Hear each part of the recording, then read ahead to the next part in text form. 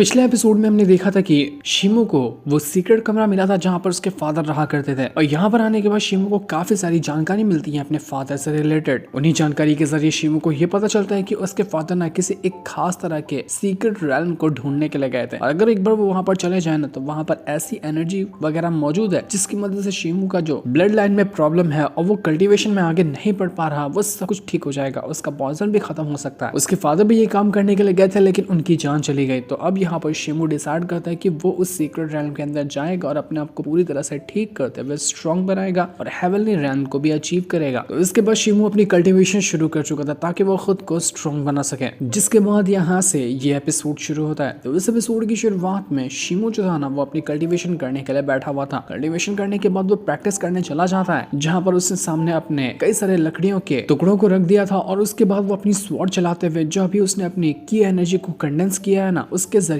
Attack करने की कोशिश कर रहा था। वो जितना भी अटैक को ट्राई करता उसमें अपनी की एनर्जी को मर्ज कर देता। इसका बेनिफिट उसको ये होता है कि उसकी जो स्वॉर्ड थी वो बहुत अच्छी तरीके से चल रही थी और जब भी वो अपने स्वॉर्ड का यूज करता ना तो उसमें से निकलने वाला अटैक की एनर्जी के साथ निकलता। जिसका मतलब ये था कि अगर शिमू इससे पहले की एनर्जी को जो कंडेंस नहीं किया था तब जो अटैक करता उसमें और इसमें बहुत ज्यादा फर्क था। अभी वाला अटैक पिछले वाले से कहीं गुना ज्यादा स्ट्रॉन्ग था जो एक इंसान की आसानी से जान ले सकता है। तो इस चीज को देखकर शिमू काफी ज्यादा खुश हो चुका था। वो कहता है कि ये स्वॉर्ड भी मैं अच्छे से चला पा रहा हूँ और की एनर्जी भी मेरे पास अच्छी खासी आ गई है, लेकिन ये इतनी ज्यादा है ना कि मुझे इसको कंट्रोल करने में थोड़ी सी मेहनत लगेगी। मुझे मेरी खुद की एनर्जी को अच्छे से कंट्रोल करने के लिए उसको अच्छे से यूज में लाने के लिए और प्रैक्टिस करना पड़ेगा। तभी वहां पर एक ओल्ड मैन आता है जो शिमू से कहने जाता है कि शिमू बहुत बड़ी गड़बड़ हो गई। कुछ बदमाश लोग आए हैं जिन्होंने हर तरफ तोड़फोड़ मचाना शुरू कर दिया। उन्होंने हमारे खेत वगैरह सबको डिस्ट्रॉय करके रख दिया है। यहाँ तक कि उन लोगों ने जूनर को भी उठा लिया। न जाने वो लेके कहाँ उसको गए हैं, उसके साथ क्या होने वाला है कुछ भी नहीं पता चल रहा। ये सुनकर शिमू जो था ना वो बिल्कुल घबरा जाता है कि नहीं ये नहीं हो सकता। इसके बाद हम उन्हीं बदमाशों को देखते हैं जिनको लाने वाला कोई और नहीं बल्कि वही जिनतियान था। और यहाँ पर वो एकदम गुस्से में आता कि आज मैं शिमू को नहीं छोड़ूंगा। उसने उसका पूरा खेत वगैरह बर्बाद किया। उसने जूनर को भी पकड़ लिया कि आज सब के सब मरेंगे।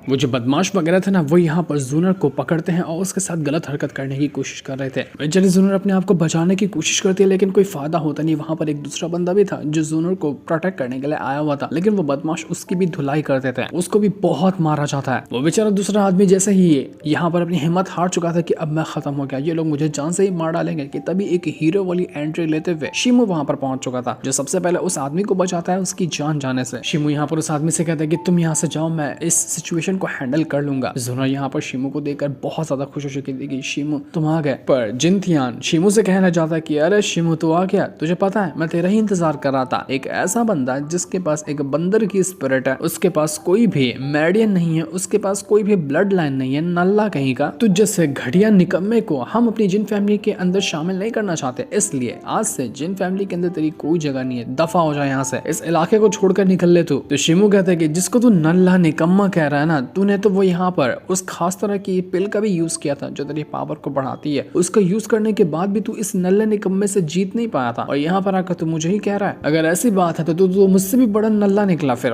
तो जिनतियान कहता है कि तेरी हिम्मत कैसे हुई जो तूने मुझे नल्ला कहा, मैं तुझे जान से मार डालूंगा। वो तुरंत यहाँ पर अपनी पावर का यूज करते हुए शिमू के ऊपर अटैक करने के लिए जा चुका था। शिमू यहाँ पर एकदम गुस्से में था और उसने अब यहाँ पर की एनर्जी को कंडेंस भी कर लिया था। तो उसको बेस्ट मौका मिला था अपनी पावर को यूज करने का। तो जैसे यहाँ पर जिनतियान उसके ऊपर अटैक करने की कोशिश कर रहा था ना, शिमू भी अपने वेपन को बाहर निकाल लेता और अब यहाँ पर इन दोनों के बीच में एक कमाल का बैटल शुरू हो चुका था जहाँ पर जिनतियान पूरे गुस्से के साथ शिमू के ऊपर अटैक करने की कोशिश करता है। और जिनतियान ना ऐसा लग रहा था कि अभी भी कोई नशे वशे में एकदम अजीब सी हरकत कर रहा था और उसके बाद वो अटैक कर रहा होता है शिमू पर, लेकिन फिर भी शिमू उसको आसानी से हैंडल कर जाता। वो यहाँ पर उसको कुछ अटैक करने ही नहीं देता। शिमू कहता है कि देख मुझे मजबूर मत कर तेरी जान लेने के लिए, क्योंकि तू जिन फैमिली से आता है इसलिए मजबूरी में आकर मैं तुझे छोड़ रहा हूँ, आंट जैन के लिए और यूनहान के लिए, वरना मजबूर करेगा तो तुझे फाड़ कर रख दूंगा। जितने भी बदमाश लोग जिनतियान के साथ हैं वो लोग कहने लग जाते हैं कि अरे इस जिनतियान के पास तो एक कमाल की सीक्रेट टेक्निक थी ना, यहाँ पर आने से पहले भी वो उस टेक्निक को लिख रहा था पर अभी तक उसने उसको यूज ही नहीं किया और ये इतना ज्यादा मार खा चुका है इस शिमू के साथ, लगता है कि शिमू ही जीतेगा। जिनतियान कोई टेक्निक भी यूज कर लेना तब भी वो शिमू का मुकाबला नहीं कर सकता। जिनतियान तो और बड़ा निकम्मा निकला। तभी शिमू जो होता है ना उसको अजीब से महसूस होने लग जाता है, उसको एकदम चक्कर जैसे आने लग गया था क्योंकि उसके अंदर का जो पॉइजन है ना वो यहाँ पर हिट करने लग गया था। जिस तरह से उसके फादर का भी कभी कभार अचानक में पॉइजन हिट कर जाता है, वो बेहोश होने लग जाते हैं। तो अब ऐसा ही शिमू के साथ हो रहा था, और जब ये होता है ना तो इंसान एकदम अपना होश खो देता है। गलत टाइम पे शिमू के साथ ये चीज होने लग गई थी। तो इससे मौके का फायदा उठाते हुए वो जो जिनतियान था ना, वो जूनर के पास जाता है और कहने लग जाता है जूनर से कि तू मरेगी, तुझे तो मैं छोड़ूंगा नहीं, तूने ही मेरे को बेइज्जत करने की शुरुआत की थी। वो यहाँ पर जिनतियान शिमू से कहना चाहते हैं कि जो मैंने स्वॉर्ड का यूज करते हुए तुझ पर अटैक किया ना, उसके अंदर भी पॉइजन मिला हुआ था। जब ये वाला पॉइजन और तेरा वाला पॉइजन आपस में टकरा रहा है ना, तो तेरे पास 0% चांस है अपने आप को बचाने का, तू बचने वाला ही नहीं है, तू मरेगा। शिमू एकदम घबरा चुका था, उसको कुछ होश ही नहीं होता कि मेरे साथ हो क्या रहा है, कैसे मैं अपने आप को बचाऊं, उसको कुछ भी समझ में नहीं आ रहा था। जूनर घबरा जाती है और उसके लिए परेशान हो चुकी थी कि शिमू तुम ठीक तो हो ना, तुम्हें क्या हुआ। लेकिन शिमू को कुछ भी समझ नहीं आ रहा था कि उसके साथ हो क्या रहा है, उसको अभी करना क्या चाहिए। तो जिनतियान उससे कहता है कि क्या हुआ, अभी तक ये कोशिश कर रहा है फाइट करने की, तू तो कमाल का था ना फाइट करने में, इधर यहाँ पर आके फाइट कर, तू अपने आप में क्या कर रहा है। मुझे पता है तू अब और फाइट नहीं कर सकता, क्योंकि जितना भी तू हाथ पैर चलाने की कोशिश करेगा ना, उस पॉइजन का असर उतना ही जल्दी तेरे शरीर में फैलेगा, इसलिए बेहतर होगा कि जगह पे लेट कर मर जा तू। नहीं मर मत, उससे पहले ये नजारा तो देखते हुए मर कि मैं तेरे आंखों के सामने जूनर को किस तरह से मारता हूँ। जूनर जो थी वो शिमू से कहती कि शिमू मेरी फिक्र मत करो, तुम जाओ यहाँ से, तुम जितना हो सकता है उतना दूर चले जाओ, मेरी फिक्र बिल्कुल भी मत करना, मुझे जो होगा वो चलेगा, लेकिन तुम्हारी जान बचनी चाहिए। जिनतियान कहते कि देखो दो प्यार करने वाले कैसे एक दूसरे की जान की कितनी परवाह कर रहे हैं, लेकिन ऐसे ही परवाह करने वालों को मारने में तो ज्यादा मजा आता है। वो यहाँ पर जूनर के ऊपर अपनी स्वॉर्ड चलाता जा रहा था। जो चीज शिमू से बर्दाश्त नहीं होती, वो हिम्मत करके अपनी स्वॉर्ड को एक बार फिर से उठाने की कोशिश करता है और कहता है वो यहाँ पर एकदम गुस्से में कि जिनतियान तू ना आज जो हरकत कर रहा ना, मैं तुझे जिंदा नहीं छोड़ूंगा, पछताएगा तूने जो आज हरकत की है उसके लिए। लेकिन ये कहते कहते एक बार फिर से शिमू की हालत खराब होने लग जाती, वो कुछ भी नहीं कर पा रहा था। ऐसा लग रहा था कि शिमू को बच पाना अब बिल्कुल नामुमकिन है, जिनतियान उसको मार ही डालेगा। जिनतियान तुरंत अपनी स्वॉर्ड उठाता है और सीधा शिमू के गर्दन पर रखकर उसके गर्दन उड़ाने की कोशिश करता है, लेकिन वो ये करने से पहले रुक जाता है और ये कहता है कि तुझे मार दूं, वो भी इतनी आसान मौत, अरे नहीं मजा नहीं आएगा, तुझे तो पहले थोड़ा तड़पाऊंगा, फिर तड़पा तड़पा के मारूंगा, जिससे तू पल पल मौत का एहसास लेगा, तब मजा आएगा। जिनतियान से शिमू कहने लग जाता है कि देख जिनतियान तू यहाँ पर जूनर को छोड़ दे, सबको छोड़ दे और उनको यहाँ से जाने दे।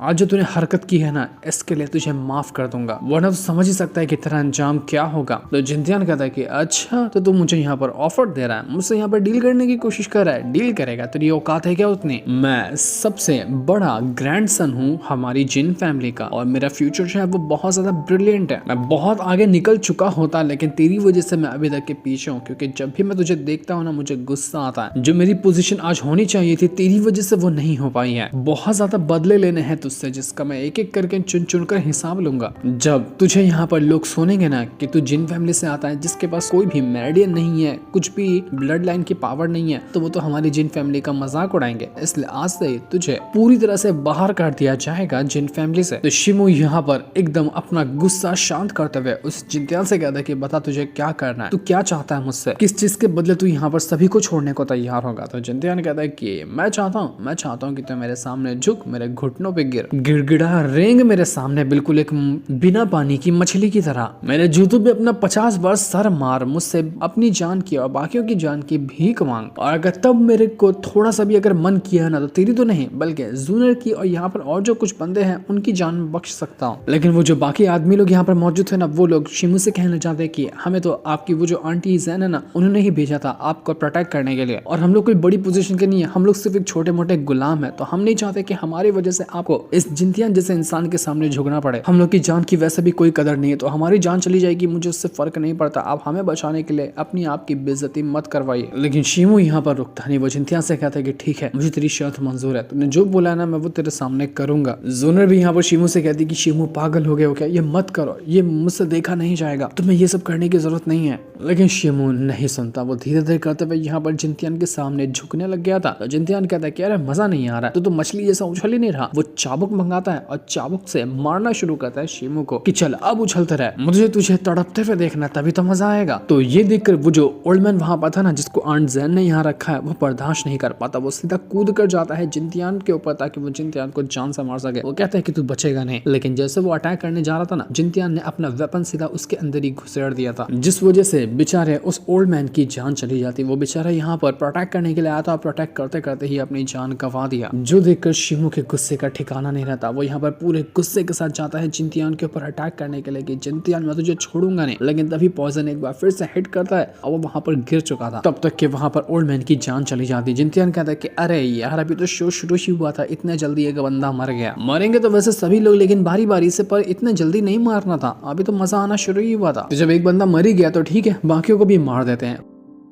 वो यहाँ पर जिनतियान अपने साथियों से कहता है कि सबको मार डालो, लेकिन ये जो जूनर है ना, इसको पहले इसके कपड़े फाड़ो और इसके साथ वो हरकत करो, उसके बाद इसके मजे लेकर इसको मारना। तुम सबको छूट है, जो करना चाहो वो कर सकते हो उसके साथ। तो ये सुनकर तो उसके बदमाश जो बंदे थे ना, वो खुशी से एकदम नाच जाते कि वाह अब तो मजा आएगा। वो जूनर के आधे कपड़े तो फाड़ चुके थे, अब वो यहाँ पर उसके साथ गलत हरकत करने की कोशिश करते हैं। तब से शिमू बर्दाश्त करा था, लेकिन अब नहीं, अब उससे बर्दाश्त नहीं होगा। वो यहाँ पर इतना गुस्से से पागल हो जाता है ना कि वो अपना होश खो देता है और तब उसके अंदर से ऐसी पावर बाहर निकल कर आती है कि उसके अंदर से बिजली का ब्लास्ट हुआ था। और उसके बाद जो बंदे जूनर के साथ गलत हरकत करने वाले थे ना, एक पंच के अंदर सीधा उनको यहाँ से इतना दूर फेंक देता है कि वो गायब ही हो गए थे। जिनतियान देखकर दंग रह गया था कि ये क्या हुआ, ये अपने आप को ठीक कैसे कर लिया, इसके अंदर तो पॉइजन गया था ना, ये तो अधमरा हो गया था, ये अपने आप को ठीक कैसे कर सकता है। शिमू यहाँ पर जूनर को तो बचा चुका था, लेकिन ये घटिया जिनतियान बहुत ही घटिया जैसा दिमाग लगाता है। वो जब शिमू बचाने गया था ना जूनर को, उसकी स्वॉर्ड निकालता है और उसकी स्वॉर्ड की मदद से जितने भी लोगों को उसने मारा था ना, सबके ऊपर उसकी स्वॉर्ड चला देता है। और ये कहना चाहता है कि देखो ये स्वॉर्ड है शिमू की, और यहाँ पर जितने भी लोग मरे हैं ना, इनको मारने वाला कोई और नहीं बल्कि शिमू है। शिमू पागल हो गया और उसने इतने सारे लोगों की जान ली। पूरा उल्टा इल्जाम ना उसने सीधा शिमू के ऊपर ही लगा दिया। अपने साथियों से कहता है कि तुम लोग हो ना मेरे विटनेस, तुम लोग सबके सामने गवाही देना कि जितने भी लोग यहाँ मरे हैं ना, इनको मारने वाला शिमू है। जिनतियान कहता है कि तू अब मेरा कुछ भी नहीं बिगाड़ सकता, क्योंकि मैं अभी जा रहा हूँ सबके सब लोगों को तेरी सच्चाई बताने के लिए। उसके बाद तू यहाँ पर जिन फैमिली में रहना तो छोड़, इस पूरी सिटी में नहीं रह पाएगा, तुझे तो काल कोठरी में फेंक दिया जाएगा या गुस्से में आकर तेरी जान ही ले ली जाएगी। बेटा तू तो गया, तेरा तो अब फ्यूचर खत्म है। तेरा गेम बजाने के बाद हम इस जूनर को फिर से आएंगे इसकी इज्जत लूटने के लिए, क्योंकि इस पर तो दिल आ गया, इसको छोड़ेंगे तो नहीं ऐसे। तो शिमू कहता है कि किसी को बताने के लिए तुझे यहाँ से जाना होगा ना, क्योंकि मैं तुझे जाने ही नहीं दूंगा तो बताएगा किसको। वो तुरंत अपनी स्वॉर्ड उठाता है और अपनी पावर का यूज करते हुए ऐसा ब्रूटल स्लैश अटैक देकर मारता है जिनतियान के ऊपर कि जिनतियान यहाँ पर उस अटैक को रोकने की कोशिश करता है और उसकी हालत खराब हो चुकी थी। जिनतियान यहाँ पर शिमू के साथ फाइट करने चाहता है, लेकिन शिमू अब रुकने वाला नहीं था, वो जान से ही मार डालेगा उसको। शिमू जितना भी अटैक करता है ना जिनतियान के ऊपर, पता चलता है कि जिनतियान ने ना एक खास तरह का डिवाइन गोल्डन आर्मर पहना हुआ है और ये आर्मर ना बहुत ज्यादा प्रीशियस होता है, जल्दी किसी के पास होता भी नहीं, लेकिन जिनतियान ने अपनी जिन फैमिली के अंदर से उसको चुरा लिया और उसी को चुपचाप से वो पहन कर यहाँ पर आया था ताकि शिमू जितना भी अटैक करने की कोशिश क्यों ना कर ले, जिनतियान को उसका असर नहीं होगा। तो उसी का यूज करते हुए यहाँ पर वो शिमू के साथ फाइट करने लग जाता है। शिमू कई सारे अटैक करता है, अटैक तो उसको जाकर लगते हैं, लेकिन असर जो था ना आर्मर की वजह से वो बहुत कम हो रहा था। जिनतियान शिमू से कहता है कि शिमू तू मरेगा, तू बचेगा नहीं, मैं तुझे काट कर रख दूंगा आज। वो अपनी लाइटनिंग पावर का यूज करते हुए शिमू के ऊपर अटैक करता है, लेकिन शिमू रुकने वाला नहीं था। वो अपनी की एनर्जी का यूज करते हुए उसको बहुत मारता है। वो एक के बाद एक करते हुए कई सारे स्लैश अटैक सिर्फ एक पल के अंदर मार देता है। उसने एक पल के अंदर 6 स्लैश अटैक देकर मार दिए थे जिनतियान के ऊपर, जिस वजह से वो आर्मर तक के ब्रोक हो जाता है। और फिर भी अभी तक के वो खत्म नहीं हुआ था। जिनतियान कहता है कि देख लिया तूने कि तू यहाँ पर कुछ भी नहीं कर सकता। एक साथ 6 स्लैश अटैक किए, लेकिन फिर भी मेरी जान नहीं गई। तो मुझे नहीं मार सकता, लेकिन मैं तुझे जरूर मार सकता हूँ। इसके बाद वो किसी खास तरह का तालिस्मान बाहर निकाल लेता है, जो तालिस्मान बहुत ज्यादा डेंजरस लग रहा था। इस तालिस्मान को देखकर तो जिनतियान के साथी वगैरह अपनी जान बचाकर भाग जाते कि नहीं ये तालिस्मान का यूज होगा ना तो हम सब मरेंगे, पूरा इलाका खत्म हो जाएगा। ये जिनतियान पागल हो गया, वो सब अपनी जान बचाकर वहां से भागने लग जाते हैं। ये जो तालिस्मान था ना, ये भी जिनतियान जो है वो अपनी फैमिली से चुरा कर लाया था, क्योंकि ये तालिस्मान वगैरह ऐसा नॉर्मल चीज में यूज नहीं कर सकते। तालिस्मान और आर्मर तब यूज किया जाता है जब बहुत भयंकर बैटल हो और पावरफुल लोग इसको यूज करते हैं। तो इसी चीज को जिनतियान चुरा कर यहाँ पर आया था शिमू के साथ फाइट करने के लिए। उस तालिस्मान का ऑरा ऐसा था ना कि पूरा जो इलाका होता है, जितने भी आसपास के घर वगैरह थे ना, सब में आग लगने लग जाती है। इतना डेंजरस ऑरा होता है उसके अंदर से। और जब उसकी मदद से वो शिमू के ऊपर अटैक करेगा तो अटैक तो बहुत भयंकर लगने वाला है शिमू को। जिनतियान तुरंत यहाँ पर अपनी पावर का यूज करते हुए उस तालिस्मान को ना एक्टिवेट कर लेता है। जैसे उसने तालिस्मान को एक्टिवेट किया, वहां पर एक बहुत ही पावरफुल फॉर्मेशन क्रिएट हो चुका था और फॉर्मेशन के अंदर वो यहाँ पर शिमू को फंसा लेता है। फॉर्मेशन इतना भयंकर कि जो भी फॉर्मेशन के अंदर होगा ना, सब कुछ वहां पर तहस नहस होने लग जाता है, कुछ भी नहीं बचता है। वहां तक के बड़े बड़े पत्थर वगैरह सब कागज की तरह टूटते जा रहे थे। इतना ब्रूटल वो फॉर्मेशन था जिसके अंदर शिमू फंस गया था और पूरा फॉर्मेशन उसके ऊपर जाकर गिर जाता। सब कुछ धुआं हो गया था और जिनतियान को लग रहा था कि खत्म हो गया शिमू। आखिरकार फॉर्मेशन ने ऐसा दिखाया और शिमू की जान ले ली। बड़ा उछल रहा था, अब तक तो वो मर गया। जूनर एकदम ज्यादा घबरा जाती। वो शिमू से कहती कि शिमू ब्रदर शिमू तुम कहाँ पर हो, तुम ठीक तो हो ना। जिनतियान कहता है कि मैंने तो कहा ही था कि ये शिमू नहीं बचने वाला और आज ये कारनामा हो ही गया। कितना सुकून मिल रहा है इस शिमू की जान लेने के बाद, इतना मजा आ रहा है ना जिसके जिसके बारे में मैं बता भी नहीं सकता। पर तभी धुएं को चीरते हुए शिमू एक बार फिर से उसके पास आता है और यहाँ पर आने के बाद वो उसके ऊपर अटैक करने लग गया था। यहाँ धुएं का फायदा उठाकर शिमू इतना अचानक में आकर उसके ऊपर अटैक करता ना कि पता ही नहीं चलता जिनतियान को कि कहां से आकर उसके ऊपर अटैक लग रहा है। जब तक जिनतियान को सोच समझ पाता तब तक के शिमू ने सीधा का सीधा स्वॉर्ड लेकर ऐसा अटैक देकर मार दिया था ना कि जिनतियान का सर धड़ से अलग हो जाता है। ऐसा गला काट कर रख दिया ना शिमू ने जिनतियान की कि इतना सेटिस्फाइंग सीन था, मजा ही आ गया देखकर। सब लोग चिल्लाते हुए भागते हैं कि भागो यहाँ से, शिमू ने जिनतियान को जान से मार डाला, इतना बड़ा मैटर कर दिया उसने, अब तो ये शिमू बचेगा नहीं। ये खबर जंगल में आग की तरह फैल जाती है और जिनतियान का जो बाप था ना उसको पता चलता है कि कुछ तो कुछ गड़बड़ हुई है। लेकिन जैसे ही वो बदमाश वगैरह उस जिनतियान के फादर के पास जाकर सारी सच्चाई बता पाते कि इससे पहले जिनतियान के सारे चमचों को ना शिमू एक एक करके चुन चुन कर काट डालता है, वो उनको भी जान से मारने लग गया था कि जब जिंदा बचोगे तभी तो किसी को बताओगे कि मैंने किस तरह से इस जिनतियान की जान ली है। शिमू गुस्से से पागल हो गया था, वो किसी को नहीं छोड़ता और एक के बाद एक करते हुए सबको काट डालता है। जितने भी लोग थे ना उसको इतनी ब्रूटल मौत दिया था कि देखकर मजा ही आ गया। अगर शिमू बर्दाश्त करता रहता तो उसको बर्दाश्त ही करना पड़ता, लेकिन आज उसने हिम्मत दिखाई और काट दिया जितने भी उसके दुश्मन थे उन लोगों को। जब यहाँ पर शिमू का गुस्सा थोड़ा सा शांत हो जाता है ना तो भाग कर वो जाता है जूनर के पास देखने के लिए कि जूनर ठीक भी है या नहीं। जूनर की खुद की हालत काफी ज्यादा खराब थी, वो एकदम बेहोश होने लग जाती है। तो शिमू तुरंत ही उसके पास कुछ स्पिरिट पिल होती है जो कि आंट जेन ने उसको दिया था, तो एक वो खुद खाता है और एक यहाँ पर वो जूनर को देता है ताकि दोनों अपने आप को रिकवर कर सकें। जिस वजह से होता है कि दोनों के पर असर दिखाना शुरू कर चुका था, दोनों की हालत में थोड़ा थोड़ा सुधार आने लगता है और जूनर भी होश में आने लग गई थी। शिमू से कहता है कि जूनर तुम ठीक तो हो ना, तुम्हें कैसा लग रहा है, तुम्हें अच्छा तो लग रहा है, तुम्हें कुछ हुआ तो नहीं ना। तो जूनर कहती है कि नहीं मैं ठीक हूँ, तुम्हें ठीक देख करना मुझे और ज्यादा अच्छा लग रहा है। शिमू कहता है कि जो आज मैटर हुआ है ना मुझे नहीं लगता कि अब इस फैंग सिटी के अंदर रहना ठीक है, हमें जल्द से जल्द यहाँ से निकलना होगा, वरना अगर पता चला कि मैंने यहाँ पर जिनतियान को जान से मारा है तो मेरे साथ साथ वो तुम लोगों को भी नहीं छोड़ेंगे। तो रातों रात ही शिमू अपना घर बार सब छोड़ देता है, सब कुछ छोड़कर वो घोड़े गाड़ी में बैठता है और जूनर को लेकर वो यहाँ से किसी सेफ जगह पर जाने के लिए निकल चुका था। जूनर जो थी वो शिमू से कहती कि शिमू मुझे ना थोड़ा सा डर लग रहा है, मेरे लिए नहीं बल्कि आंट जैन के लिए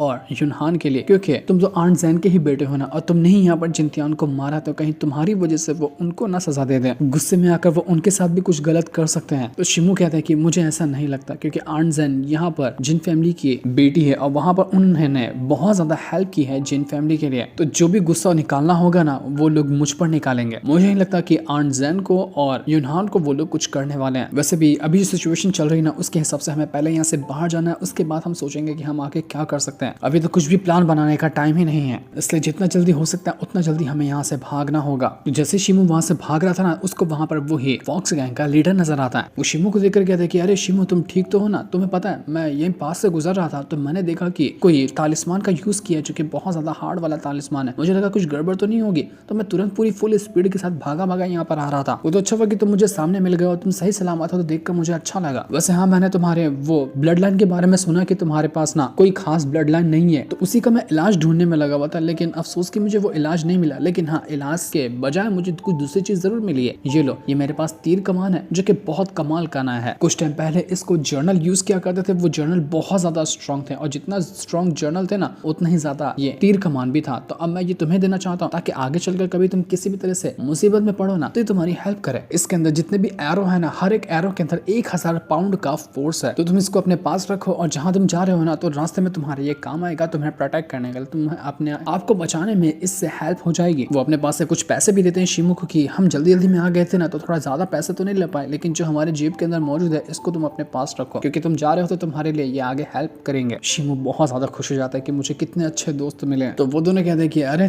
तुम्हें थैंक यू कहने की कोई जरूरत नहीं, वो तो किस्मत अच्छी थी कि तुमने हमारा साथ दिया और हमें यहाँ पर प्रोटेक्ट किया, वरना हम तो कब का दूसरे गैंग के वजह से मारे गए होते। जाओ हमारी शुभकामनाएं तुम्हारे साथ है। तो शिमू के जाने के बाद वो जो दूसरा बंदा था ना गैंग लीडर से कहता है कि आपने तो इतना कमाल का एरो ऐसे ही शिमू को दे दिया, आपको पता है आपने कितने ज्यादा पैसे खर्चे किए थे उसको खरीदने में, तो आपको रिग्रेट फील नहीं हो रहा कि ऐसे ही शिमू के पास हो चला गया। तो गैंग लीडर कहता है कि अरे मुझे रिग्रेट किसी बात का नहीं है, बल्कि मुझे खुशी है कि मैं शिमू की हेल्प कर पाया। तुम्हें पता है वो जो एरो है ना जो तीर कमान मैंने शिमू को दिया है वो इतना स्ट्रॉन्ग है कि मैं खुद उसको ढंग से यूज नहीं कर सकता, लेकिन शिमू इतना टैलेंटेड है ना कि मैं गारंटी देता हूँ कि उसका वो सही तरीके से यूज करेगा। जब जो चीज मैं खुद यूज नहीं कर सकता तो मैं उसको इस्तेमाल क्यों करूँ, जिसके वो इस्तेमाल में आ सकती है उसको देना बेहतर होता है ना, इसलिए मैंने शिमू को वो दे दिया। उम्मीद करता हूँ जब मैं फ्यूचर में दोबारा से शिमू से मिलूँ ना तो वो एक अच्छी मंजिल पे पहुंचा होगा, एक अच्छा स्ट्रॉन्ग कल्टिवेटर बन गया होगा। तब तक दूसरी तरफ हमें जिन फैमिली का सीन दिखाया जाता है जहाँ पर कई सारी लाशें पड़ी थी, उनके ऊपर कपड़ा रखा गया था। जिनतियान का फादर भी वहां पर आता है और उसको लग रहा था कि ये खाली ना नॉर्मल नॉर्मल लोगों की लाश है, मतलब सर्वेंट वगैरह होंगे जो जिंतियान के साथ गए थे उनकी। लेकिन जब वो कपड़ा उठाकर देखता है ना कि सामने उसके ही बेटे की लाश पड़ी हुई है जिसका धड़ भी नहीं मिला, सिर्फ सर रखा हुआ है, वो पागल हो जाता है। वो कहता है कि ये नहीं हो सकता, ये नहीं हो सकता, मेरा बेटा नहीं मर सकता, मेरे बेटे को किसने मारा। तो जिन फैमिली का जो हेड था वो कहता है कि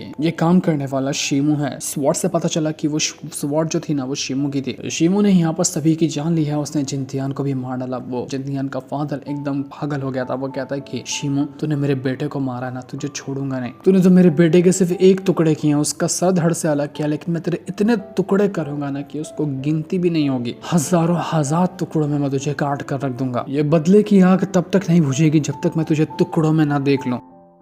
तो जिन फैमिली का हेड कहता है कि देखो मैंने बहुत सारे लोगों को भेजा है जो शीमू को ना पकड़ने की कोशिश करेंगे, लेकिन अगर हमें शीमू को मारना है ना तो उससे पहले हमें एंसेस्टर की परमिशन लेनी होगी, क्योंकि जब तक एंसेस्टर नहीं कहते तब तक हम यहाँ पर शीमू को नहीं मार सकते। तो शीमू का बाप कहता है कि भाड़ में गया कोई भी, मुझे किसी से कोई मतलब नहीं है, मैं शीमू को अपने हाथों से मारूंगा, चाहे मुझे कोई भी रोकने की कोशिश क्यों ना कर ले। अब चाहे वो एंसेस्टर भी बीच में क्यों ना आ जाए, मैं उसको भी नहीं छोड़ूंगा। अगर वो मुझे रोकने की कोशिश करेगा तो मैं पूरी दुनिया में आग लगा कर रख दूंगा जब तक मैं शीमू को नहीं मारता। तभी वहां पर एंसेस्टर की आवाज आती है जो यहाँ पर एकदम गुस्से में कहने लग जाता है जिंतियान के फादर से कि जिनवू, शीमू ने सबके सामने तेरे बेटे का गला काटा है ना, तो ठीक है, आज मैं एक बाप को परमिशन देता हूँ कि वो अपने बेटे के हत्यारे को ठीक उसी तरह से मार सकता है जिस तरह से वो चाहता है। जाओ जिनवू, अपनी आर्मी लेकर और शीमू की जान ले लो। तो जिंतियान का बाप यानी कि जिनवू कहता है कि शुक्रिया है सिस्टर आपका, अभी मैं जा रहा हूँ शीमू को जान से मारने के लिए। जिन फैमिली का हेड जो था वो यहाँ पर ऑर्डर दे देता है अपने सिपाहियों से कि जाओ और जैन जो है, आंट जैन और युनहान को कमरे में बंद कर दो। उनको परमिशन नहीं मिलेगी कि वो अपना कमरा छोड़ के कहीं जाए। एक तरफ ये लोग पूरी तरह से तैयार हो चुके थे शीमू को मारने के लिए, तो दूसरी तरफ शीमू जो था ना वो आगे बढ़ता जा रहा था ताकि किसी भी तरह से जूनर को